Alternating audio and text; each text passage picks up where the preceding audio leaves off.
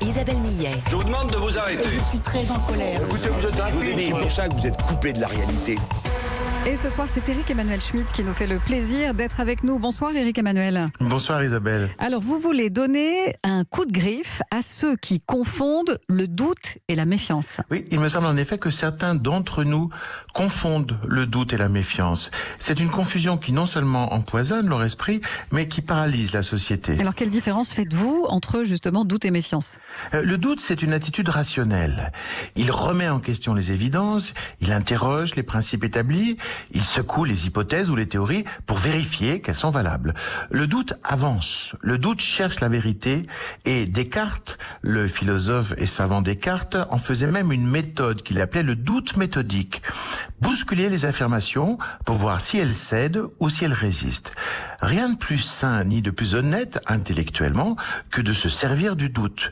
Mais attention, le doute offre un moyen, pas une fin. Il ne constitue pas le résultat final, mais le chemin vers le résultat final. Le doute appelle à être dépassé pour arriver à une formulation solide. Il est provisoire, nous dit Descartes. Il ne saurait devenir un état. Et la méfiance alors ? Eh bien justement, la méfiance est un état.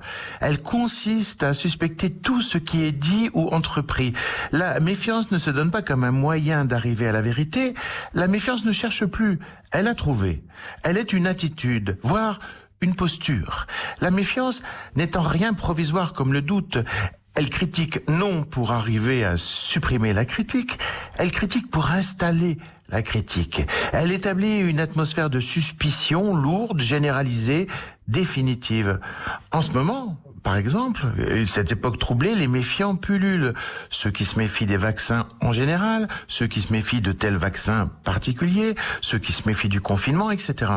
Le méfiant qui critique les études scientifiques, par exemple sur les conséquences des vaccins, il ne cherche pas la vérité, car dès qu'on lui donne des éléments qui lui permettraient de conclure scientifiquement, il hausse les épaules ou il devient sourd.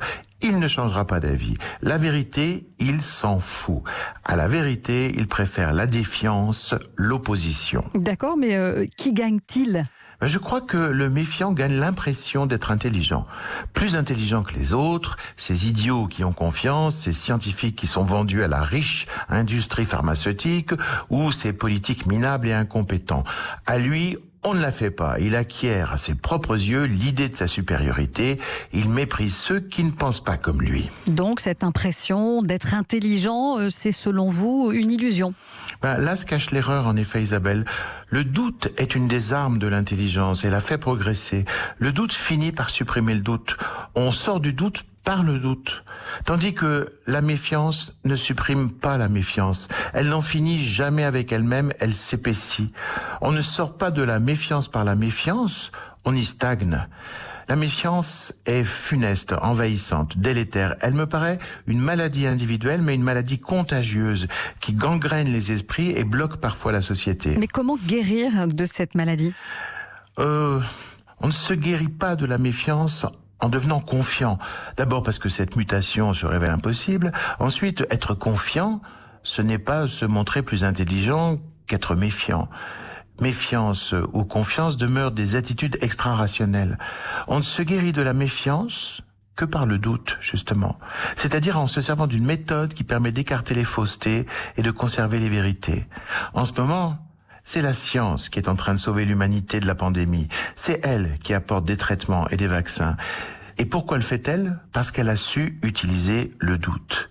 Alors, je le répète, ne confondons pas. Le doute sauve, la méfiance détruit. Et seul le doute nous délivrera de la méfiance. C'est bien noté, on va pouvoir méditer là-dessus. C'était la carte blanche d'Éric Emmanuel Schmitt. Merci beaucoup à vous, Éric Emmanuel. Au revoir.